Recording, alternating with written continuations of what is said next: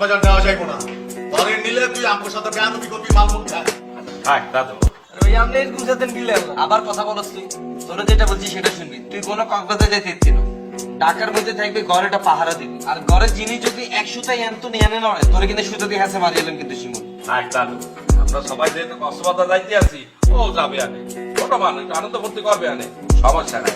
আরে বেটা ডাক্তার সুসরা বেয়াদবি করতেছে, তুমি করবে না দাদু। আবারও কালতি করো তোর পক্ষে।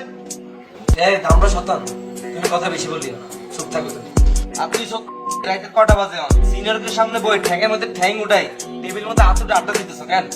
যাই হোক যা যা, আপনারা বেগুন মিলিয়ে এনে কথা বলে ঘুমাম কেমনে? ওই বেটা তোরে কাবিলা যাইতে কইতেছে না, যা। আপনি এরকম সাথে কিলে আমাকে আবার মুক্ত, যা।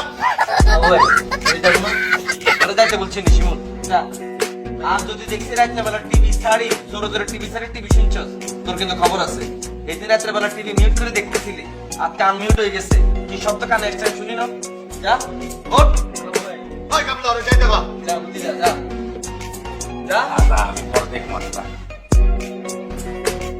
তুই তো দামড়া শতা, শিমিল হচ্ছে তোর গিরার বয়সী হলা, এই কি তোমার বন্ধু লাগে? যে কথা নিজে মুখ দিয়ে বলতে পারো না, শিমিলের রীতি বলো কেন? ওরা কি উল্টো পাল্টা কথা বলতে হচ্ছে? रुको जरा सबर करो बोला धक्का मुक्की नहीं कर रहे হ্যালো সরি কই দিলাম, লই যেতেছি ঠিকঠাক ভাবে যাইবা। এই বেটা, দেখছো কাবিলা? শিমুল আমার সাথে হাত ধরে বেয়াদবি করে। এরো শিমুল ঘুমা, এক পা যদি নরস, তোর কিন্তু হিসাতেই হিডু। তুই তো বুঝতেই না। আরে বেটা বেয়াদবি